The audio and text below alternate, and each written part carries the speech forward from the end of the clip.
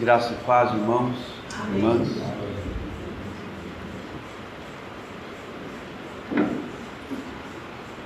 Hoje quero compartilhar com os irmãos ainda um pouco sobre o ministério do Espírito Santo e sobre como experimentarmos o Espírito Santo. Vamos então orar um pouquinho mais, para que o Senhor esteja conosco, nos abençoando. Querido Deus, bendito Pai, em nome de Jesus clamamos a Ti, por mais do Teu Espírito entre nós, por mais do Paracleto, do Consolador, do Deus Todo-Poderoso. Nos colocamos aqui humildes diante de Ti, na expectativa de que o Senhor é aquele que a tudo enche em todas as coisas. Por isso, querido Deus, bendito Espírito Santo, peço que me dê as palavras adequadas, as ideias claras. Permita-me, Senhor, caminhar nas Escrituras com a Tua luz, que a verdade seja abundante para nós. Queremos, Senhor, estar muito além do conhecimento, nós queremos a verdade viva, a verdade inequívoca, a verdade absoluta. Senhor, nós sempre temos um pairar de dúvidas sobre tantas coisas, que nós queremos que o Senhor dissipe de nós. Dê-nos a certeza da verdade. Queremos conhecer claramente o nosso Deus, que se revelou trino. Em especial queremos, querido Espírito, que se revele a cada um de nós por meio das Escrituras. O Senhor tem derramado bênção e mais bênção. O Senhor tem nos abençoado com toda a sorte de bênção espiritual. E nós não queremos ser pobres, mas queremos ser igualmente ricos em nossa experiência. Como vimos ontem no testemunho de Adoniran Judson, um homem tão transcendente, que certamente era cheio de Ti, querido Espírito. Queremos aprender contigo, queremos aprender com o testemunho dos que andaram contigo. Fala um pouco mais conosco, dá-nos lucidez na palavra e também nos ensina como bebermos de Ti continuamente. Quem bebe de Ti jamais tem sede. Senhor, hoje tem tantos cristãos sedentos, certamente porque não têm Te experimentado. Queremos que o Senhor seja misericordioso conosco e nos faça cristãos que sabem beber de Ti, se relacionar contigo, andar contigo. Fala conosco, Senhor. Desperta-nos para essas verdades gloriosas, que é o grande diferencial na vida de todos esses chamados heróis da fé. Fala conosco, dependemos de Ti. Te pedimos, ó Pai, em nome de Jesus. Bom, amados, voltando então para 2 Coríntios, capítulo 1, nós vimos o verso 3, bendito seja o Deus e Pai de nosso Senhor Jesus Cristo, o Pai de misericórdias e Deus de toda consolação. Então, o Deus e Pai de nosso Senhor Jesus Cristo Ele é Pai de misericórdia, porque Ele nos dá o Filho. Ele é Deus de toda consolação, porque Ele nos dá o Espírito. O Pai nos dá de si mesmo, nos dá do seu próprio ser. Então nós temos abundância de Jesus Cristo, e temos igualmente abundância do Espírito Santo. Então, quando Jesus diz que veio para que tivéssemos vida e tivéssemos vida abundante, certamente isso é abundante, e muito mais abundante do que nós podemos considerar ser o que é abundante. É sobreabundante ou superabundante. O Pai nos dá o Filho e o Pai nos dá o Espírito Santo. Vamos para o verso 4. É Ele que nos conforta em toda a nossa tribulação, para podermos consolar os que estiverem em toda angústia, com a consolação com que nós mesmos somos contemplados por Deus. Amados, aqui Paulo usa várias vezes a palavra paracaléu. É Ele que nos conforta, que é paracaléu, que é a palavra para consolação. Ele nos conforta, Ele nos paracleteia em toda a nossa tribulação. Daí o segredo do testemunho que ouvimos ontem. Como é que pode? Não é? Tanto sofrimento físico, tanta perda familiar. Há um fator de transcendência absurdo, não é? A gente ouve esses testemunhos e a gente se sente até muito diminuído, muito frustrado, quem sabe. Mas, na verdade, a gente tem que se sentir estimulado por beber do que eles beberam. Né? Estamos no carnaval, o pessoal bebe para se embriagar. E as pessoas procuram no álcool, nas drogas, sempre uma forma de transcendência. Mas enganados pelo diabo, eles transcendem para a morte. Espero que os irmãos entendam o que eu estou falando. Deus nos fez para transcender. E há um fator legítimo de transcendência, de embriaguez legítima. Uma embriaguez que não nos rouba a sobriedade, pelo contrário, nos enche da verdade. Paulo fala sobre a loucura do Evangelho. Loucura? Não. Loucura, na verdade, loucura para os de fora. Para nós, é o que estamos vendo. Quando eu me converti, foi num grupo de muitos jovens. Eu morava em Ribeirão Preto. E Deus fez algo maravilhoso com aqueles jovens. E aquilo deixou a cidade assim um tanto perturbada, né? Porque os pais estavam... Isso foi em 1974. E esses irmãos existiam desde 72. E aquilo provocou um reboliço ali na Ribeirão daqueles dias, e os pais tinham medo de que os filhos fossem lá. Aquilo não tinha nome, mas até por um fator irônico, o pessoal chamava de Casa de Cristo. Não foi o nome que eles se deram, foi um nome pelo qual eles eram chamados. De onde você é? Você é lá da Casa de Cristo? E meu pai foi lá para verificar também. E ali tinha uma misturada de rapazes, de moças, gente da elite da cidade, gente pé rapado, tinha de tudo ali. E aqueles jovens realmente transcendiam.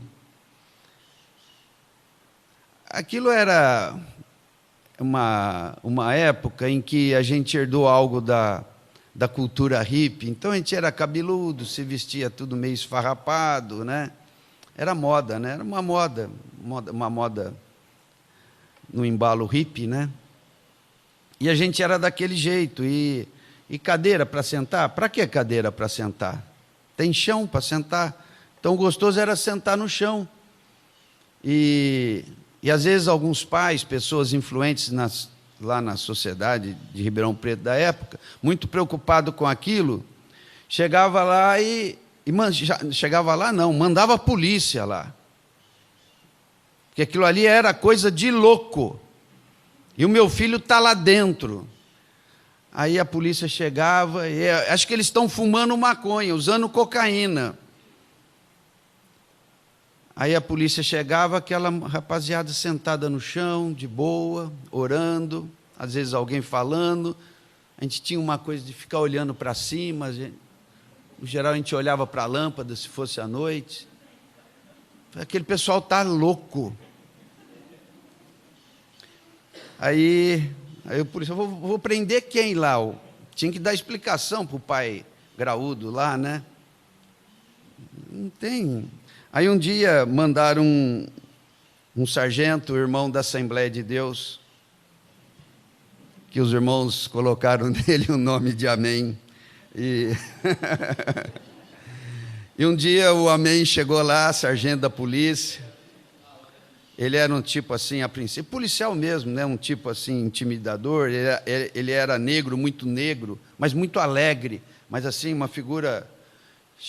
Chegava firme, um cara grande, chegou, mas um irmãozão da Assembleia, né? Um irmãozão super pentecostal, estava lá animadão, chegou lá e falou, não tem droga aqui não, eles estão cheios do Espírito. Aí é que o pessoal não entendeu mais, então amém não, amém era a maneira como a gente tratava ele. Então o delegado falou, então quando me mandarem fazer uma batida lá, você vai. E volta e meia o amém chegava lá, foi engraçado isso, mas era isso que acontecia. Aí o amém chegava, ficava um pouco participando da reunião, era uma coisa assim muito fora do tradicional, mas o diagnóstico do amém, do sargentão, lá era, não, eles estão só cheios do Espírito Santo. Pode ficar tranquilo, não tem coisa ruim aqui de jeito nenhum. É que tinha uma cruz na porta de uma casa que eles alugaram lá para fazer as reuniões, e o pessoal que chegava drogado para se converter jogava as coisas no pé da cruz. Achamos, não, isso aí é o que o pessoal descartou. Muito interessante isso. Então, volta e meia tinha alguns pais, normalmente o pessoal da mais alta sociedade, né, que achava que estava perdendo os filhos para aquela loucura, fazia algumas campanhas em jornal para desmoralizar, aí o jornalista ia lá. Não tem loucura, tem um pessoal diferente aqui, mas o que eu vejo aqui é tudo muito assentado, muito comportado, muito decente. Então, irmãos, o que parece loucura, na verdade é sobriedade, é sanidade, é saúde, não é? Então, as pessoas hoje estão se embriagando, procurando um devaneio, uma maneira de transcender, o que de maneira, eles não sabem, mas o que eles querem transcender é a escravidão do pecado. Então enfia a cara no álcool, nas drogas, na orgia até. Mas o fato, irmãos, é que a nossa estrutura é para viver de maneira transcendente. E qual é o nosso fator de transcendência? É o se encher do Espírito Santo. Isso não é narcótico, isso é Deus mesmo, é o nosso Criador, é algo legítimo, é algo que nos foi dado. Então é Ele que nos conforta. Eu estou inventando esse termo, tá? É Ele que nos paracleteia, Ele nos enche, Ele nos faz transcender. E graças a Deus, depois que eu compartilhei com os irmãos, o Fabrício compartilhou a biografia de Adoniran Judson. Não tem, é um exemplo perfeito do transcender, não é? Vai ter outra hoje, agora pela manhã? Hã? Então, meu Deus, é isso aí. Então esses são os nossos parâmetros, é para essas pessoas que nós temos que olhar. Então, é Ele que nos conforta ou que nos paracleteia em toda a nossa tribulação, para podermos consolar, ou de novo, para podermos paracletear os que estiverem em qualquer angústia. Então nós mesmos somos paracleteados pelo Espírito Santo, e quando a gente vai ajudar alguém, o que a gente faz? A gente derrama o Espírito Santo nele. Então a gente se torna um cooperador de Paulo, um cooperador do Espírito Santo, assim como Paulo era.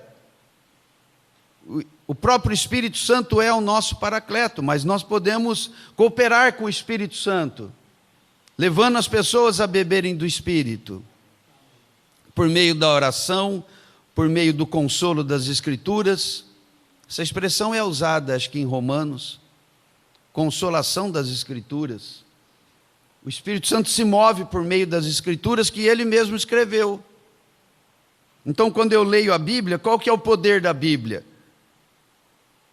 Não é o preto no branco, não é o escrito. É que quando eu leio, aquele que escreveu, lê para mim.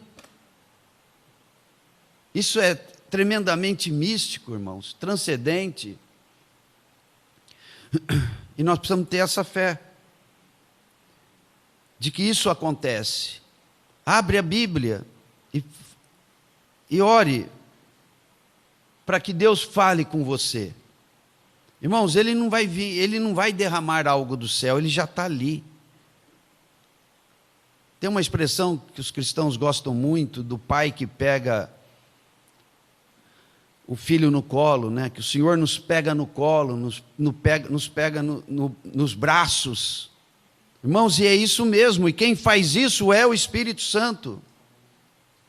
Ele nos pega nos braços, Ele caminha conosco, Ele nos enche, Ele nos abraça, Ele nos envolve.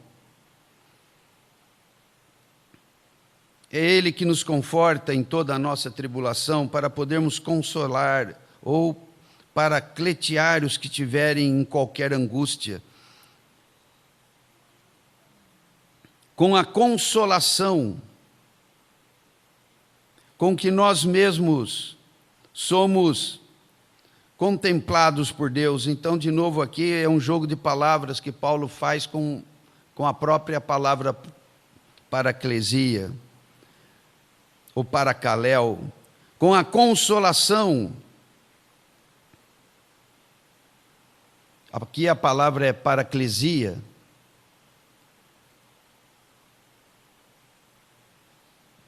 Consolar, né? É o verbo. Com a consolação com que nós mesmos somos contemplados. Aqui é de novo a palavra paracaléu. Então ficaria assim: ele nos... esse verbo é inventado, tá, irmão? Acho que não existe, não. Os irmãos... né, então eu vou ler de uma maneira para entendermos bem como esse versículo está permeado da consolação. É Ele quem nos paracleteia em toda a nossa tribulação, para nós podermos paracletear os que estiverem em qualquer angústia, com a paraclesia com que nós mesmos somos paracleteados por Deus. É muita paraclesia, né, irmãos? Que maravilha!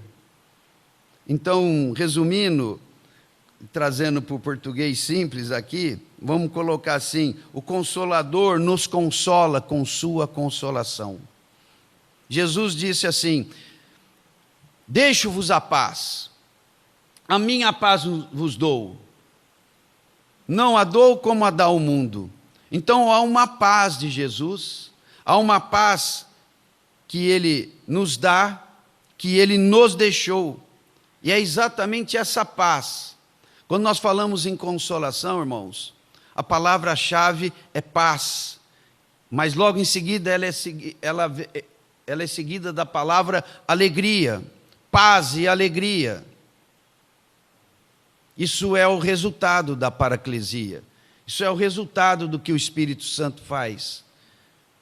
Então, quando Jesus diz: deixo-vos a paz, a minha paz vos dou. Amém? Irmãos, a palavra paz é uma palavra muito especial na nossa Bíblia, no linguajar divino. Quando fala em paz, Jesus fala: a minha paz. Isso tem pelo menos 2 significados. O primeiro é esse que nós cantamos naquele belo hino de Isaías 53. Irmãos, nós éramos inimigos de Deus, ali como Romanos 5, inimigos. Deus sempre teve sua ira contra o pecador, mas isso não significa que ele é inimigo do pecador.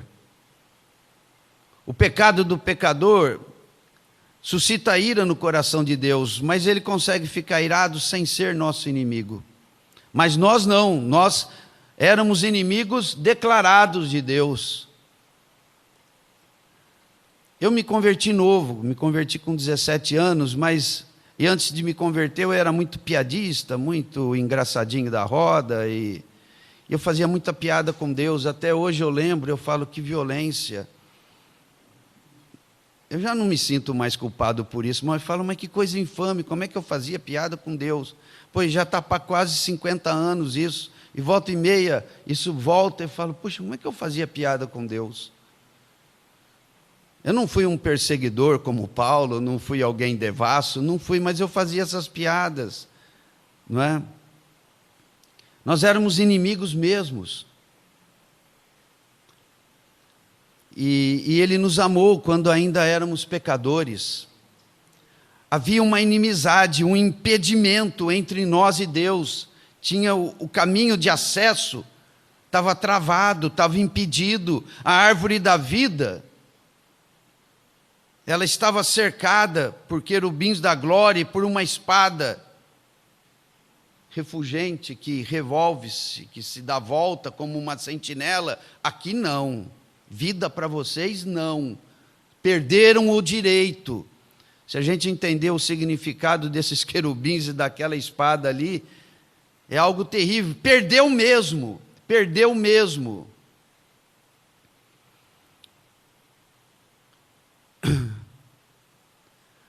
Mas o Senhor foi o sacrifício que reatou. O sacrifício que traz a paz. O apaziguamento. Amados, hoje nós temos acesso à presença do Pai, porque o sacrifício foi oferecido. Isso é justiça de Deus. E é impressionante que Deus não viola a sua própria justiça. Quer dizer, Ele é a justiça, né? Deus não aprendeu justiça em algum lugar.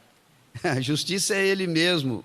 Justiça é o que lhe vai pela mente, pelo coração. Ele é a justiça. Então, num certo sentido, nem é propriamente correto dizer que Deus é justo. Não, Ele é mais do que justo. Ele é a justiça. Tudo que Ele faz não escapa dessa sua natureza de ser justiça. Então, Ele não transgrediu a sua própria justiça. O pecador só pode ser resgatado se alguém sem pecado quiser morrer por ele. Isso é da justiça divina. O perdão de Deus não vem assim, vamos deixar para lá, vamos deixar. Sabe, você empresta dinheiro para a pessoa. Não, eu vou inverter o sentido. O Fabrício me empresta dinheiro. Aí eu enrolo, não pago, mas a gente tinha um vínculo de amizade. Aí ele, para ser complacente, fala, eu vou deixar para lá, perdido. Perdi, senão perco o dinheiro, mas eu ainda quero salvar o amigo. Deus não resolve as coisas assim, irmãos. Deus não deixa nada para lá. Teve um preço pelo meu resgate e pelo teu resgate. E Deus fala, não, nós vamos pagar o preço. Isso é meu. Filho, você faz o serviço. Ele não poupou o seu próprio filho, antes o entregou por nós. Aí o filho, sim, pai, sim. Isso começa lá na manjedoura, ou quem sabe começa lá na concepção. Jesus deixando a sua glória para ser preparado, para ser o nosso sacrifício. O sacrifício do apaziguamento. E termina na cruz. Então, quando Jesus está na cruz e diz, Pai, perdoa, não sabem o que fazem. Então, até faz uma defesa. Que defesa é essa? Não sabe o que faz? mas ele é advogado, ali ele intercedia por nós. Então, né, eu, depois dos 40 anos de idade, fui estudar Direito, e estudei, fiz pós-graduação, aí o senhor não me deixou ser advogado. Está lá enrolado o canudo. E isso faz 20 anos, né? Eu quis ser, mas o senhor não deixou. Irmão, não faz sentido nenhum. Que defesa é essa? Não sabem o que fazem? Não sabe? Sabe sim. Mas o fato é que a justiça é de Deus, então era coisa do filho com o pai, então a gente não entra nessa parada. Não entra nessa parada. Essa foi a defesa, está muito bem feita, né? Mas ele fez isso ali na cruz, irmãos. E não foi só por aqueles que estavam ali, não, é universal. E o pai então olha o filho ali, 33 anos sem pecado, morrendo uma morte de amor, porque do lado dele ele disse: ninguém tira a minha vida, sou eu que voluntariamente a dou. Eu sou o bom pastor que dá a vida pelas ovelhas. Então o pai não tem outra coisa a fazer senão conceder o perdão. Então, nesse sentido, quando Jesus fala, deixo-vos a paz, a minha paz, tem a ver com toda essa história. Ele produziu essa paz quando pagou o preço do nosso resgate, da maneira que nós sabemos. Agora, num segundo sentido, paz também é aquela situação de calma interior, de bem-estar interior. Mas nós não temos como ter essa paz, essa calma interior, esse bem-estar interior, se não for na presença do Senhor, se não for no Santo dos Santos, se não for diante do trono da graça. Então, a paz interior é resultado da paz feita na cruz, que abriu para nós um caminho novo e vivo. Deixo-vos a paz, a minha paz vos dou. Irmãos, quem nos ministra essa paz é o Espírito Santo. O Espírito Santo é o agente dessa paz.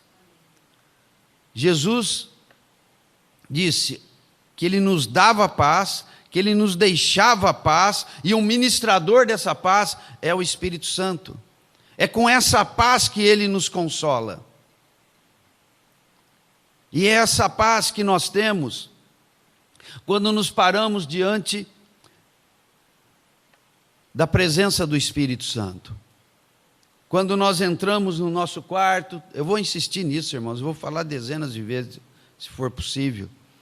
Entramos no nosso quarto, trancamos a porta, ficamos em secreto. E ali nós vamos receber essa ministração do Espírito Santo. Eu creio que todos nós temos experiência com isso, mas eu quero dizer para os irmãos que essa é a única maneira de nós vivermos com intensidade as coisas do Evangelho, como nós vimos no testemunho de Adoniran Judson. Como é que pode transcender tanto, a tantas perdas, a tantas dores físicas, e ainda tinha aquela situação dos resultados que demoram por vir. É que tem um Consolador que visita e que enche. Sabe aquela situação de Atos, em que o Senhor aparece a Paulo e diz: não te cales, tenho muita gente nessa cidade. Acho que era em Corinto, não é? Então, o Senhor se move assim na nossa vida.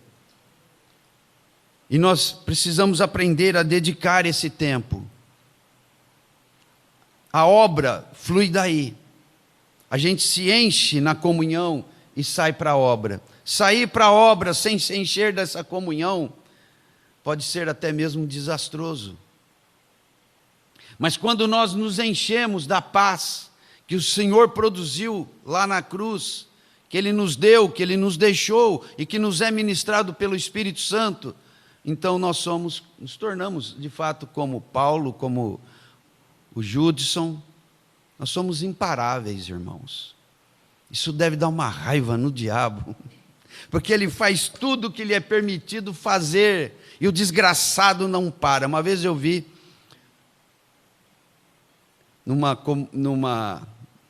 é um vídeo, né, de um encontro de políticos gays falando sobre a tragédia do cristianismo. Eles precisavam acabar com o cristianismo. E um certo orador ali gostava de chamar os cristãos de desgraçados. Falei, mas que contradição, né? Não, pelo contrário, nós somos os agraciados. Os sem graça são vocês. Os desgraçados são vocês. Porque não querem abraçar a graça. Então isso deve irritar profundamente todas as hostes do mal. Porque eles fazem todas as suas maldades. Ali como fizeram com aquele irmão ali ontem. Vai fazer maldade assim lá longe. E parece que, num certo sentido, irmãos, o Senhor se deleita no céu. A história de Jó é muito esclarecedora, né? Jó não sabia que tinha uma disputa entre Deus e o diabo em torno dele. Se soubesse, talvez o sofrimento dele seria muito, mas muito menor. Então, o diabo desafia Deus. Tira as coisas dele para ver se ele não blasfema na tua face. Ai, ai, ai. O Jó não sabia o que estava acontecendo nos céus. E Deus libera o diabo até o limite da vida, né? Só não tire a vida. Então o diabo nunca age além dos limites que Deus dá. E Deus está ali se deliciando com alguns na terra que são totalmente um com Ele no céu. E o diabo faz todas as maldades que lhe é permitida e não vence. Irmãos, nós precisamos ter essa convicção no coração. Às vezes a gente vai passar por situações assim que você fala, não acredito no que está acontecendo. Pois acredite, Deus permitiu. E não olhe para as pessoas, porque a nossa luta não é contra sangue e carne. Olha para o maligno que está articulando tudo por trás. E até diga, diabo, você não me derruba, porque eu estou sustentado pelo Espírito Santo. Provoca ele, desmoraliza ele. Isso é um passo mais avançado, né, irmãos? Mas não tenha medo do adversário, não tenha medo das adversidades. Quem está por trás das adversidades? É o marido? É a esposa? São os filhos que nos criam problemas? São os colegas de trabalho? São os irmãos difíceis na igreja? Quem é que nos criam problemas? Paulo diz, não olha, a nossa luta não é contra sangue e carne. A nossa luta é contra principados e potestades que têm dominado esse mundo, são forças espirituais do mal. Não coloque o olho nas pessoas, coloque o olho no que está atrás das pessoas. As pessoas devem ser sempre alvo do nosso amor, assim como foi de Cristo.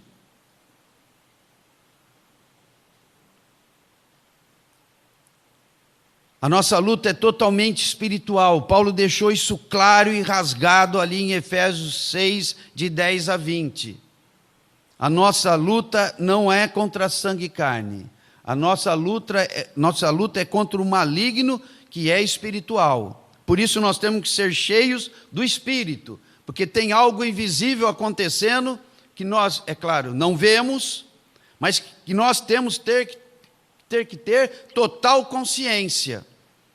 Então, quando algo nos é dirigido e fere os nossos sentimentos, fere a nossa razão, fica calmo, não olha para a pessoa, seja ela quem for.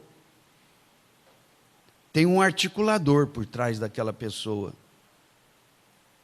E as pessoas que nos amam, pessoas do nosso convívio, as pessoas que nos amam, as mais íntimas, podem ser usadas para esse propósito.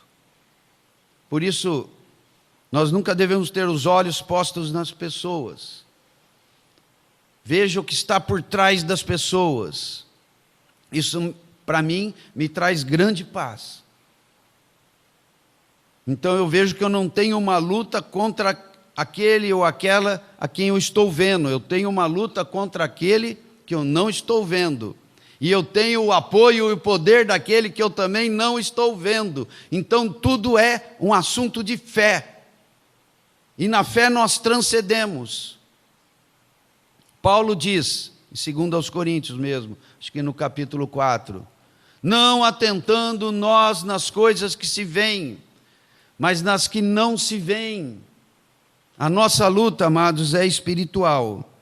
Os nossos conflitos têm um causador espiritual, mas nós temos também um consolador que nos empodera, espiritual. A partir do momento em que eu passei a enxergar as coisas assim,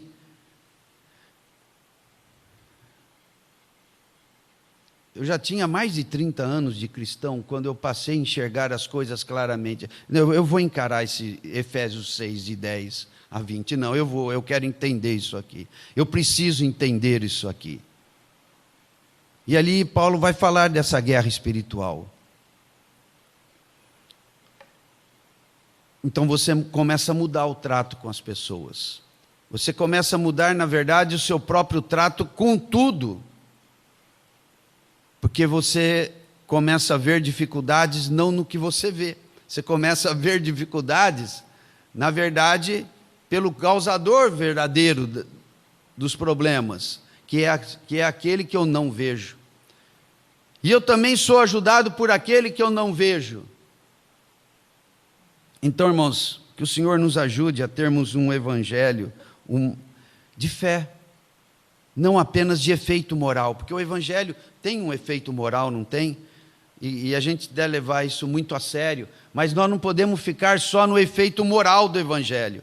O evangelho nos leva para um padrão moral que é, sem dúvida alguma, o mais elevado que se pode ter. É o padrão moral de Jesus, dos apóstolos, dos bons testemunhos ao longo da história. Mas o nosso evangelho, a nossa fé, não pode ficar limitada às coisas morais. Nós temos que transcender e entender que o nosso ajudador não é visto e que o nosso adversário também não é visto. E que a nossa vida gira, na verdade, em torno do que não é visto. E se eu trato só com o que é visto, eu posso aumentar, na verdade, o problema. Então, voltando aqui para o capítulo 1 de 2 aos Coríntios, é Ele que nos conforta em toda a nossa tribulação, para podermos consolar os que estiverem em qualquer angústia, com a consolação com que nós mesmos somos contemplados por Deus. O Consolador nos consola com sua consolação. E a nossa consolação, amados, começa lá na cruz. Indo um pouquinho mais adiante. Porque assim como os sofrimentos de Cristo se manifestam em grande medida a nosso favor, assim também a nossa consolação transborda por meio de Cristo. Então, os sofrimentos de Cristo e consolação por meio de Cristo. Amados, o Senhor Jesus fez uma obra dupla, principalmente. Uma foi a obra dos seus sofrimentos, que é para produzir essa paz entre nós e o Pai, e nos abrir um caminho novo e vivo ao Santo dos Santos, a presença do próprio Pai.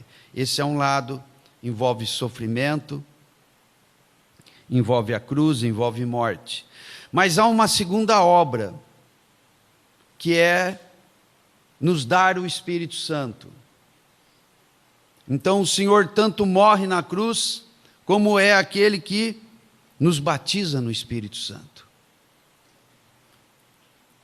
E quando nós olhamos Jesus, a pessoa de Jesus, a figura humana do Filho de Deus, nós precisamos considerar o nome que acabou sendo dado a Jesus. O seu nome era Jesus, filho de José, não é? Humanamente falando. Mas ele é conhecido como Jesus Cristo. O que significa isso? Jesus Cristo. Em espanhol é uma palavra só, né? Jesus Cristo. Em português, duas palavras. Jesus Cristo. Jesus, o que quer dizer Cristo, irmãos? Não é o ungido? Oi? Não, quer dizer o ungido. Cristo significa o ungido. Em hebraico, a palavra para ungido é Messias. E a palavra grega é Cristo. Cristo, no grego, ungido. Messias, no hebraico, o ungido. Então, dizer que Jesus é o Messias significa dizer que ele é o ungido. Dizer que Jesus é o Cristo significa que ele é o ungido. Irmãos, o que é ungir? O que é ungir? Não tem a ver com óleo? Ungir não é untar, como a dona de casa, para fazer um bolo, não unta a assadeira com alguma coisa oleosa? Então, quando falamos em unção, em ungido, estamos falando em alguém que recebeu a unção, que recebeu o óleo. No Velho Testamento, nós temos o óleo da unção. Os reis eram ungidos, profetas eram ungidos. Quando havia uma missão, alguém era comissionado, ele era ungido. Isso significa o quê? Que o Espírito de Deus estava sobre aquela pessoa. Davi clamou quando pecou: não tires de mim a minha unção. Irmão, Saul perdeu a unção. E olha que terrível. Saiu a unção do Espírito. E o que entrou nele? Está claro lá, o que entrou em Saul? Um demônio, um espírito maligno, que aí depois o menininho ungido foi lá tocar harpa para tirar aquele demônio de Saul, não é? Ele trocou de unção, ele perdeu a unção do santo, e passou a agir nele uma unção maligna. Então, o óleo no Velho Testamento significa o Espírito. É uma das figuras do Espírito Santo. Então, dizer que Jesus é ungido é dizer que ele era cheio do óleo. Mas o que significa o óleo? Que ele era cheio do Espírito Santo. Ele foi concebido pelo Espírito Santo. E depois, para iniciar o seu ministério, ele não inicia o seu ministério sem passar pela unção e pelo batismo. Amados, Jesus, ele era filho de Deus, mas ali ele estava se manifestando como filho do homem. Quem resolve as coisas mesmo, irmãos, não é só o filho de Deus. O filho de Deus tem que se tornar filho do homem, porque se não se torna filho do homem, ele não é cordeiro. E se não há cordeiro, não há derramamento de sangue. E se não há derramamento de sangue, não há remissão de pecados. Isso é uma teologia bem simples, não é? Um raciocínio bem lógico dentro dos princípios bíblicos. Então, para haver remissão, precisa haver derramamento de sangue. Para haver derramamento de sangue, tem que haver um cordeiro, uma forma física. E Jesus assume a forma física, sendo filho de Deus. Agora, como é que ele vive essa vida humana? Ele é Deus, ele é filho de Deus, mas ele vive a sua vida humana cheio do Espírito Santo.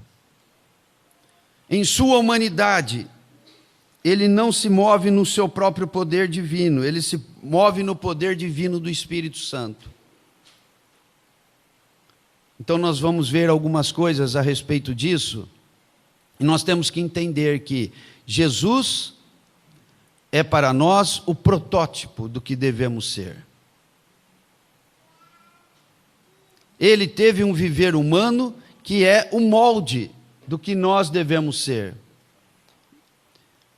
Ele foi o ungido, e nós também temos que ser os ungidos. Todo o poder de Cristo, sendo ele filho de Deus, como homem, Ele não agia pelo seu próprio poder divino, ele agia pelo poder divino do Espírito Santo. Isso é algo segundo o plano de Deus, é algo segundo a economia de Deus, o oikonomos, né?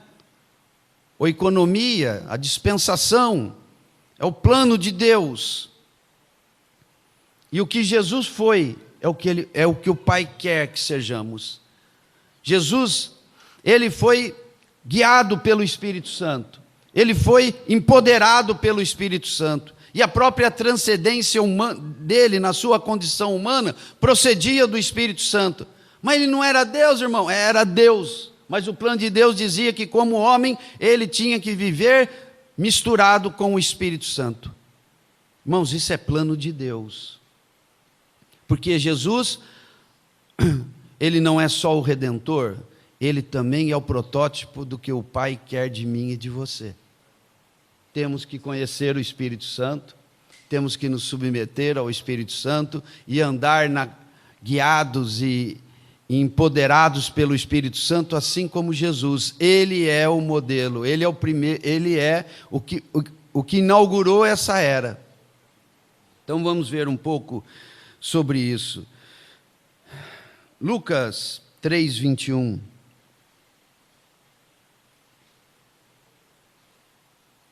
Diz assim: e aconteceu que ao ser todo o povo batizado, também o foi Jesus. E estando ele a orar, o céu se abriu, e o Espírito Santo desceu sobre ele, em forma corpórea, como pomba. E ouviu-se uma voz do céu: tu és o meu filho amado, em ti me comprazo.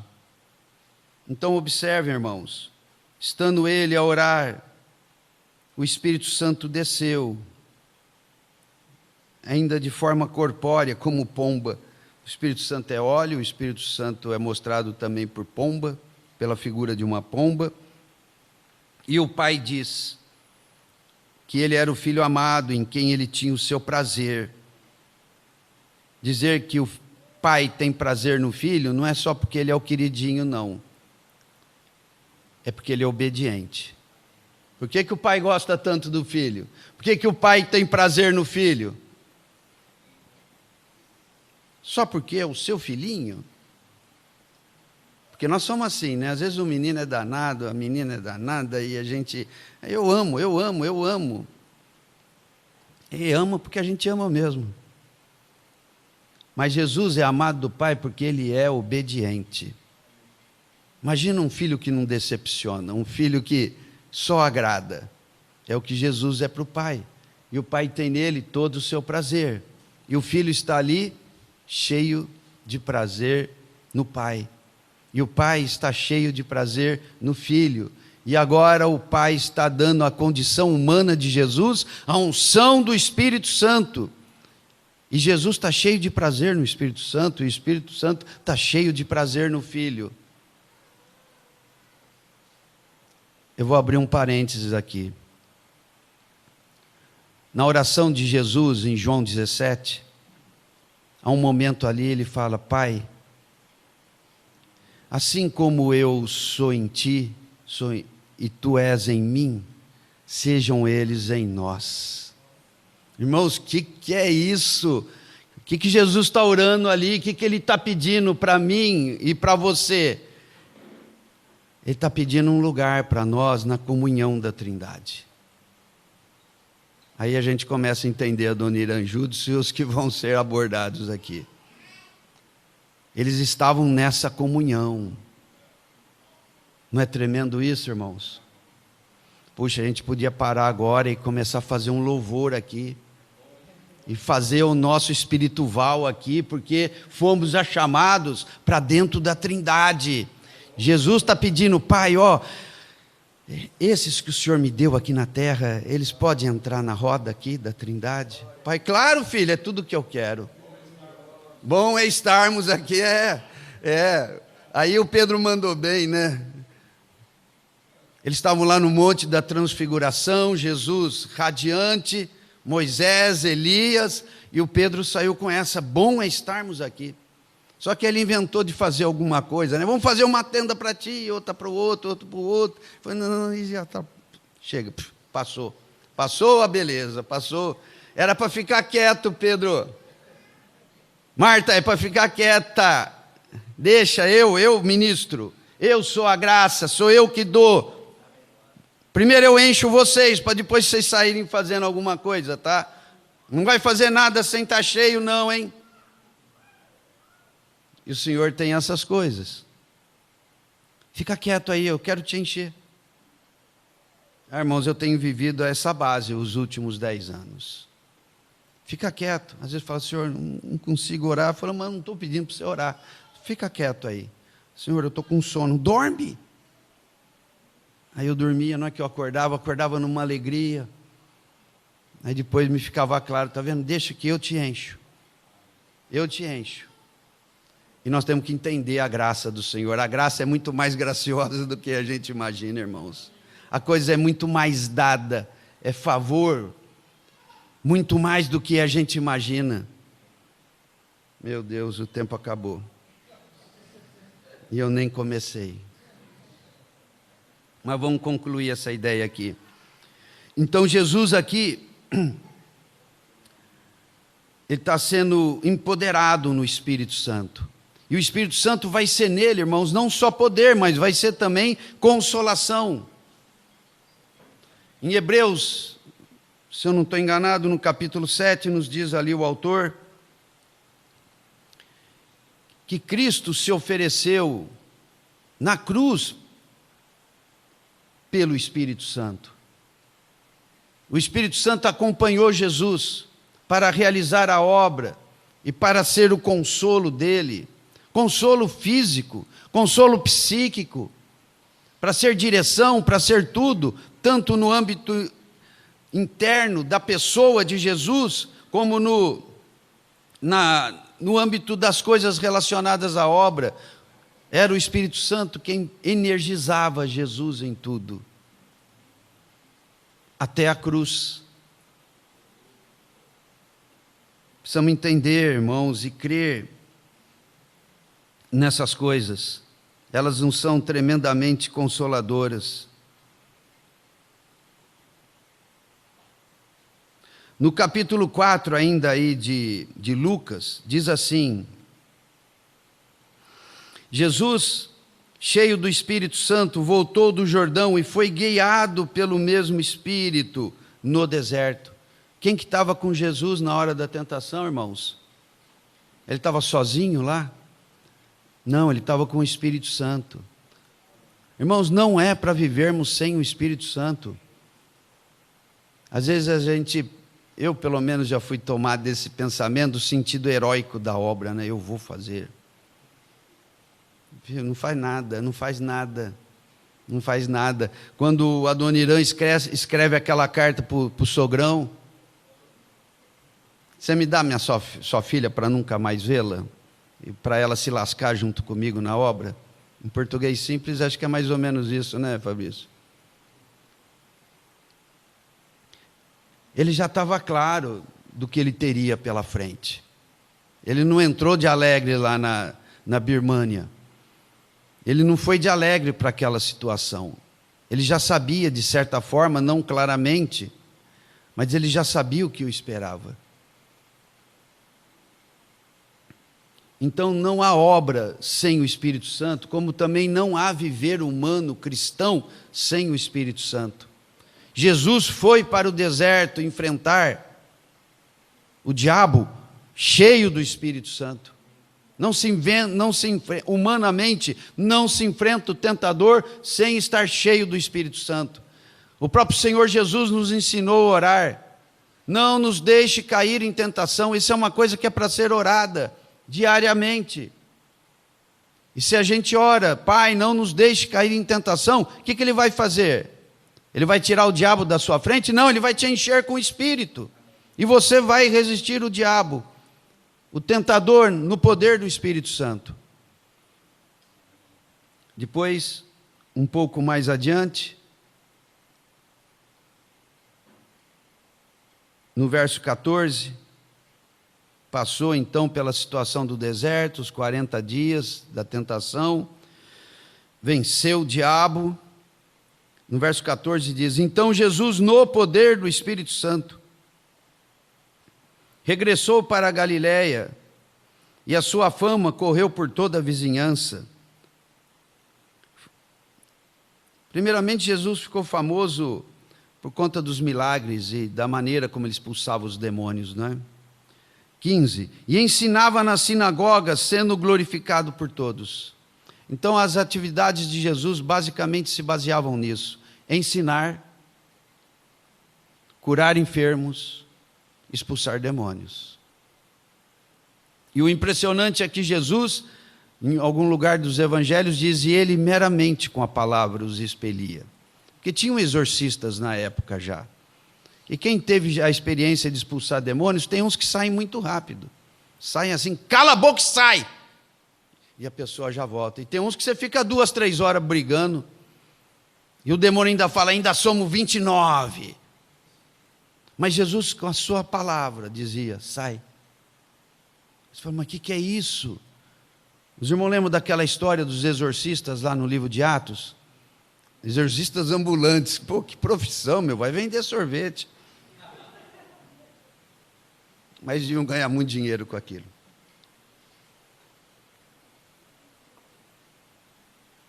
Sai em nome de Jesus, a quem Paulo prega. O demônio fala: ah, filho, Deus eu conheço, Jesus também, Paulo também, mas vocês, voou neles e bateu tanto que até a roupa, ficaram sem roupa.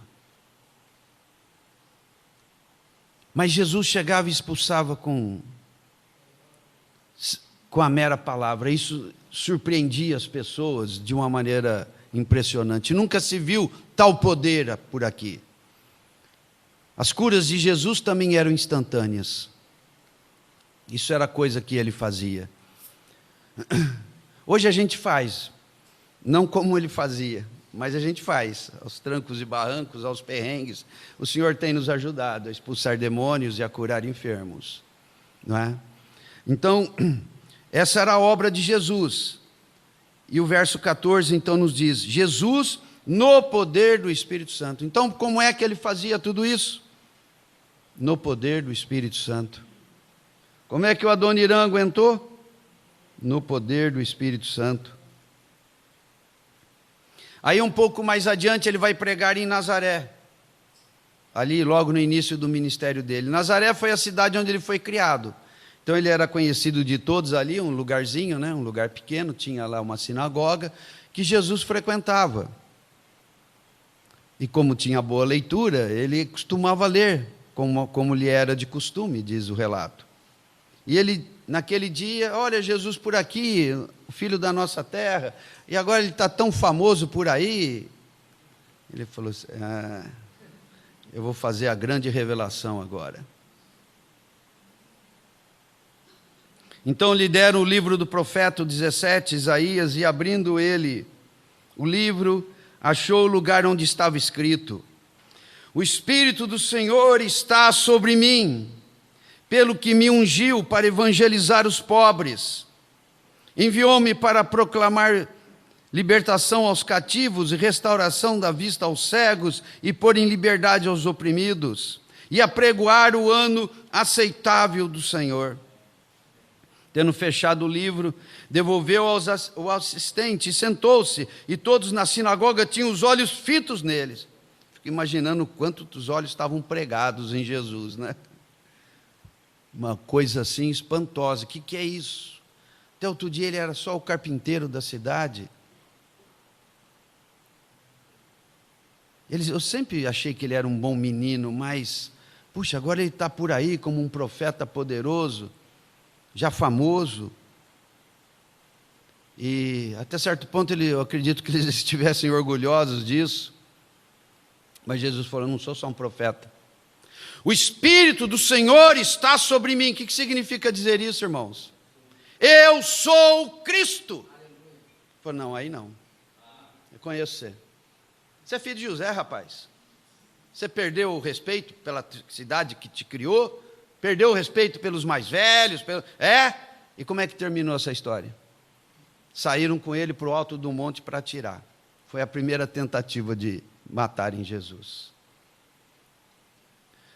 Mas Jesus, ele é ungido, o Espírito do Senhor estava sobre ele, e o que ele fazia, tanto o seu viver humano como a sua obra, era por meio do Espírito Santo.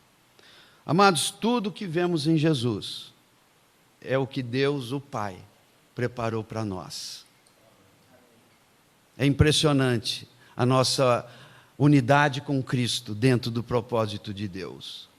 Estávamos mortos em nossos delitos e pecados, e Ele nos deu vida juntamente com Cristo. E juntamente com Cristo nos ressuscitou. E juntamente com Cristo nos colocou nos lugares celestiais, acima de todo principado e potestade, domínio e poder. Irmãos, é aí que nós estamos, se estamos na unção. O meu tempo acabou. João Batista disse: eu batizo com água, mas depois de mim vem um que batiza com o Espírito Santo. Então, é o que ele tem feito conosco, irmãos. 1 aos Coríntios, capítulo 12, eu sempre me atrapalho com o versículo, acho que é 12 ou 13, ou 14 ou 15, ou 16, é por aí. E a todos nós fomos batizados em um só Espírito, para dentro de um corpo. E a todos nós foi dado beber de um só Espírito. Irmãos, há tanta polêmica quanto à questão do batismo no Espírito Santo, mas para mim esse versículo já definiu tudo. Todos nós fomos batizados. Todos nós fomos batizados. Eu vou ser? Não, já foi, na hora que você creu em Jesus. Você fala: irmão, por que eu não tenho poder? Porque não bebe. Bebe, que você vai ver o batismo valer para você. Você já foi mergulhado no Espírito, mas você ainda não tem bebido do Espírito. Acho que foi isso que o irmão quis dizer ontem aqui, né? Se não bebe, não tem. Não tem a realidade. Tem o Espírito, porque nele fomos batizados. Isso é um fato eterno, irmãos. O que é batizar? Não é imergir, não é mergulhar. Agora, o que me falta? Beber. E como é que eu bebo? Bebo orando. Bebo sendo primeiramente obediente. Bebo me consagrando. Bebo me entregando. Mas não é fácil obedecer, né, irmãos? Também não é fácil se entregar. Não é fácil nos livrarmos dos nossos próprios sentimentos, que competem com o nosso desejo de sermos maleáveis. Então, entra no teu quarto, tranca a porta, fala: Senhor, eu ainda sou duro, eu não estou querendo perdoar minha esposa por isso, mas não fica com isso não, fala: Senhor, me ajuda. Você vai sair do quarto podendo. Creia, irmãos. Vai me cair um raio na cabeça? Não, meu irmão, não. É tudo uma questão de fé e de paz. O Senhor vai te produzir paz, e na hora que a paz estiver ali, você vai ser sóbrio na fé, e você vai pedir perdão dos seus erros, você vai perdoar quem te ofendeu, você vai fazer o que o Senhor te manda. Entra no teu quarto, se derrama diante do Senhor. Nós não temos como nos esconder de Deus, certo? Romanos fala de um dia que serão julgados até o segredo do coração dos homens, porque é segredo para os homens, e às vezes é segredo até para mim mesmo, certas coisas do coração, mas para Deus nada é segredo. E eu tenho ali, naquele tempo de comunhão, uma oportunidade de falar: Senhor, sonda o meu coração, Senhor, vê se há em mim caminho mau. Irmãos, é ali que a gente resolve tudo, é ali que a gente tem tudo, é ali que o Espírito Santo se derrama e nos enche dele. O poder dele se aperfeiçoa na nossa fraqueza. Amém? Amém? Vamos orar. Querido Pai, ajuda-nos em toda essa questão. Queremos ser cheios do Espírito. Assim como o nosso modelo maior foi cheio do Espírito. Aquele que inaugurou o caminho novo e vivo. aquele que transbordou em sofrimentos por nós na cruz, aquele que também tem transbordado em toda consolação ao nos dar o Espírito Santo, ao nos batizar no Espírito Santo, para sermos como Ele era no Espírito Santo. Pai, ajuda-nos a compreender todo esse mistério, que não seja mistério para nós, o que a Escritura nos mostra com abundância. Mostra-nos, Senhor, todos os desdobramentos dessa verdade. Queremos ser cheios do Espírito Santo. Assim como Jesus caminhou no poder do Espírito Santo. Senhor querido, que porção o Senhor nos deu. Oh, graça, graça sobre graça. E o Verbo se fez carne e habitou entre nós, cheio de graça e de verdade. E dele temos recebido graça sobre graça. Ah, Senhor, livra-nos do permanecermos fracos. Faça-nos fortes. Fortalece-nos nas nossas fraquezas. Ajuda-nos, Senhor, a bebermos do Espírito que já temos recebido. A todos nós foi dado beber de um só Espírito. Ensina-nos os caminhos práticos, Senhor, de bebermos do Espírito. Ensina-nos, Senhor. Ensina-nos, Senhor. Estamos sedentos, estamos como terra seca. Envia sobre nós a tua chuva, Senhor. Faz correr em nós o rio da água da vida. Ali, como naquela visão de Ezequiel, um rio que sai do limiar do templo e que vai aumentando dos artelhos aos joelhos, aos lombos, até o ponto de não poder atravessá-lo senão a nado. Um rio que por onde passa há tudo da vida, nos pântanos. Ah, Senhor, o Senhor faz isso no mundo, o Senhor faz isso em nós. O Espírito da água da vida, brilhante como cristal, que flui do trono de Deus e do Cordeiro. Ah, Senhor, que nos consola, que nos transforma e que nos faz fazer a sua obra. Desperta-nos para essa grande verdade. Insira-nos, Senhor, nessa realidade. Ah, Senhor, envergonha o pecado em nós. Envergonha até mesmo Satanás e seus anjos caídos por meio de nós. Senhor, o que fizeste com tantos santos no passado, faz hoje por meio de nós. Seja a nossa paz, a nossa alegria, seja a nossa vida abundante, Senhor. Ilumina-nos, Senhor, empodera-nos, Senhor, derrame o teu amor em nós, por meio do Espírito Santo. Nós te pedimos, ó Pai, em nome de Jesus. Amém. Aleluia.